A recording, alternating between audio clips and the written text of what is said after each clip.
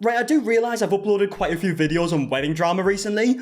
I promise this channel isn't just becoming a wedding drama channel, but we do in fact have an update to a topic we spoke about just over a week ago at this point, and it's the sepia wedding drama. And it all started from this TikTok account right here from Alexandra J. Conda, who uploaded quite a few videos at this point, talking about her negative experience with her wedding photographer. This is kind of where the whole sepia photographer stuff started on TikTok, because the pictures do have like a similar style to like a sepia filter, like with the golden tones. And like I said, she's uploaded quite a few videos at this point. I did make a full video going into a lot more detail, but I'll just show you a quick snippet of the first video she uploaded, just to kind of like re-jog your memory. Imagine paying almost $8,000 for a wedding photographer, and when you raised your concerns, they threatened to sue you for slander if you spoke your truth. So let's get into a little story time. Okay, so straight away, that first sentence makes it seem as if this situation is incredibly bad, right? It almost makes it seem as if she's been scammed by this wedding photographer, she wants to speak out about it, but now she can't because of potential lawsuits. Which isn't really the case. In fact, she hired a wedding photographer who had a very specific style with these golden tones. She then received her wedding photos back with the golden tones,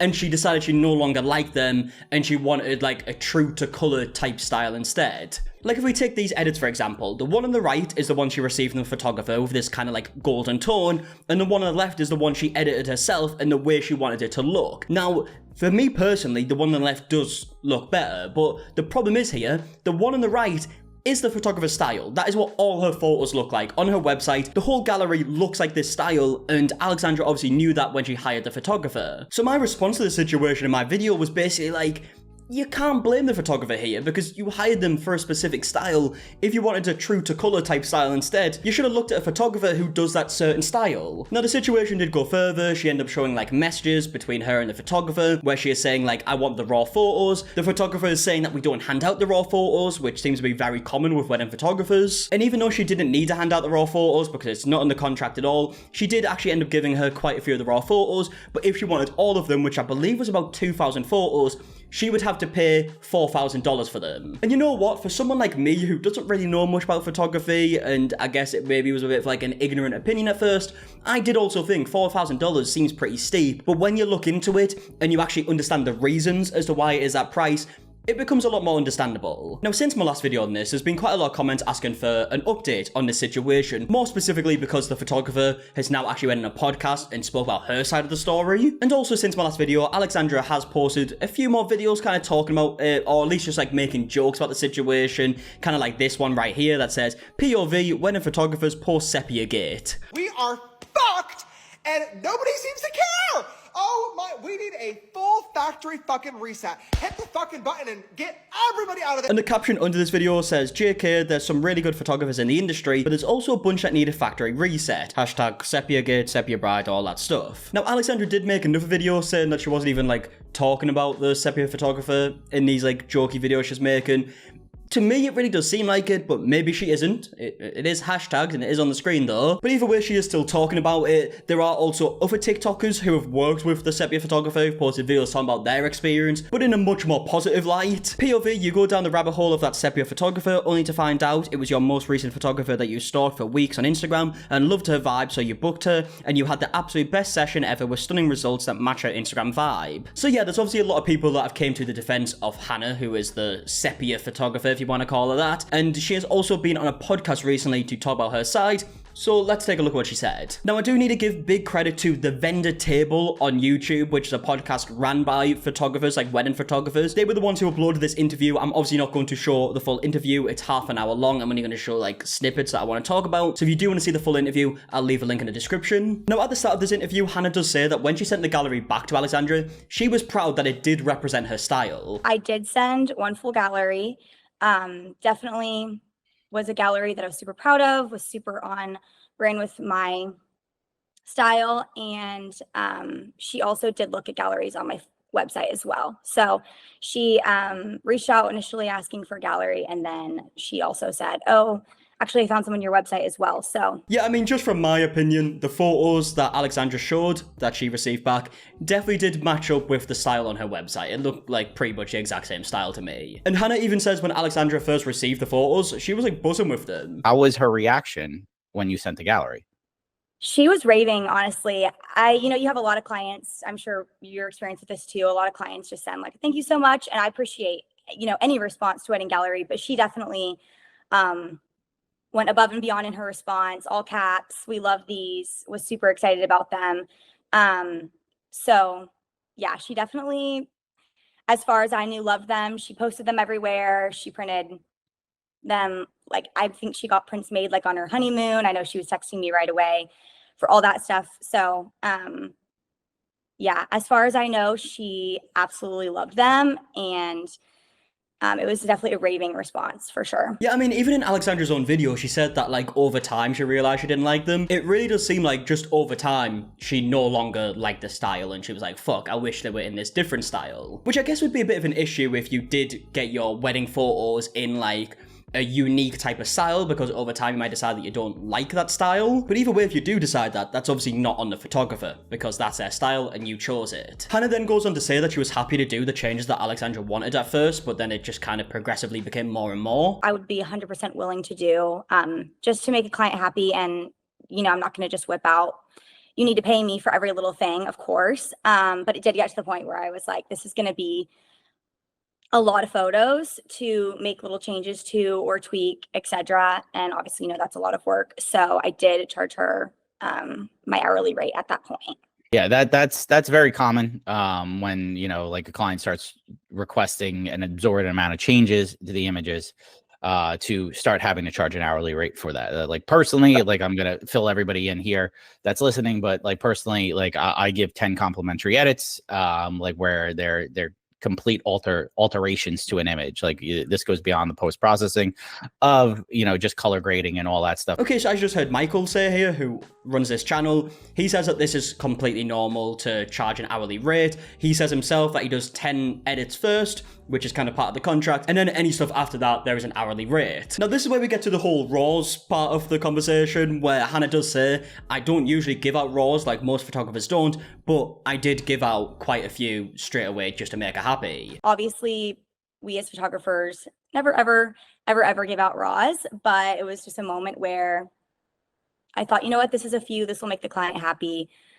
I'll do this for you. And again, Michael gives his opinions on this, where he also backs up the fact that photographers just don't give out RAWs. That's very generous in the fact that as a photographer, we don't give out RAWs. So the fact that you give out RAWs for free. Now, was there any agreement in place that these RAWs wouldn't be shared anywhere? They wouldn't be shared on social media or anything like that? Was there any agreement there? Okay, so what he's referencing here is the fact that Hannah did mention, like, the RAWs did end up getting posted online, right? Because Alexandra did use them in her videos, which is also, like, a big reason why photographers don't give out the RAWs. But Hannah does say there was no contract that was stopping Alexandra posting the RAWs. She just kind of, like, trusted that she wouldn't, and I guess she did, because she posted a few of them in her TikTok videos. Now, it's at this point in the interview that Hannah goes on to talk about the price for giving these RAWs over to Alexandra. Now, obviously in Alexandra's video, she said $4,000. Apparently, it was $4,000 for copyright and $3,000 just to receive them. I mean, she'll explain it better than I can. And I decided that I could offer them the RAWs for $3,000, or I could offer them the copyright for $4,000. My contract is clear that no RAWs should be given anytime, no exceptions. But obviously, I wanted to go above and beyond for her. I wanted her to be happy, and that was my way of kind of meeting them in the middle. Was to even really put the RAWs on the table. Yeah, I mean, like I said before, when I hear like $3,000, $4,000 for the raw photos from someone who just doesn't know much about this industry, it does seem like quite a lot. But then when I've looked into it a bit more, and in the comments on my last video from people who do this as a job, they were mentioning, like, this is a pretty reasonable amount of money for what has been given. It is also so many photos. Like they mentioned in this interview, I think it was like 2,000 photos that were taken, right? It is a lot of images. Now, after Hannah sent this email to Alexandra to talk about the price for these RAWs, she apparently didn't hear anything back from Alexandra as to what she said here. And the next time she actually heard from Alexandra was the videos being posted online, to which Hannah says she kind of saw coming because Alexandra was almost like threatening her with taking it to online. I wasn't really shocked because in our communication, there had been, I guess you could just call it a threat, basically saying, I hope I don't have to bring this to social media if this isn't resolved the way that we want.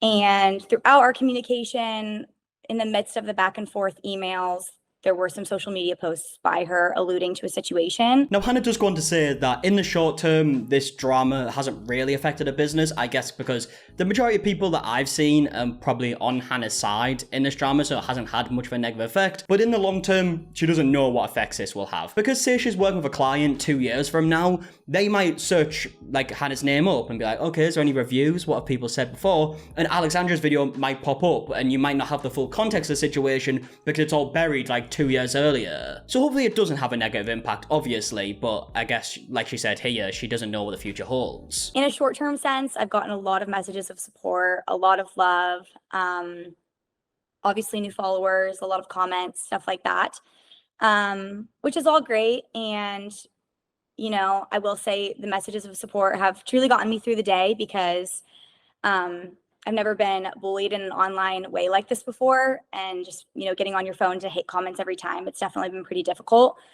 But I will say there's also been so much love and so much support and so many people that, you know, have seen through the situation, really, even without me sharing my side of the story at all until today. So short term, I have not received word from any clients. I have not necessarily been able to connect this situation to a lack of booking or here nor there. The future is to be seen. I obviously think there are negatives to this situation. I mean, to have my name connected in such a viral way to something so negative is not going to be all positive. That's just a fact. Yeah, like I said, I hope this doesn't have any negative effects for Hannah in the future because at the end of the day, the photos that Alexandra received, I do feel like were very similar to the ones on her gallery. And like Alexandra said in her videos, she had no problem with the photos themselves. She loved the photos. She just didn't like the style of the editing, which again is very similar to the gallery. So it's kind of like, what can you do about that then? Now, interestingly, at the end of this interview, Michael does ask a question that does seem to be insinuating towards the legal action that Alexandra was referencing in her videos, and Hannah's answer also does insinuate to potential legal action. Do you have any plans for like resolution with this bride? Have you been in communication with her like the last week or anything like that, like since she's released the videos, or is this something that like, you know, you're gonna keep close to the chest?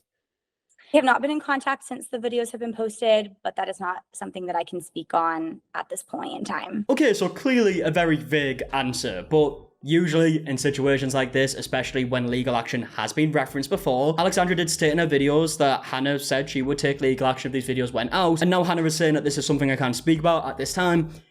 It does make me feel like that maybe there is some potential legal action here, but what do I know? Maybe that's not what she meant. But either way, that is the update on the situation, just the other side to the story we told about a week and a half ago. I would love to know your opinions in the comment section down below on everything that we spoke about. If you did enjoy the video, please do leave a like on it, subscribe if you are new, and until the next one, I'll see you guys in a bit. Alright, goodbye.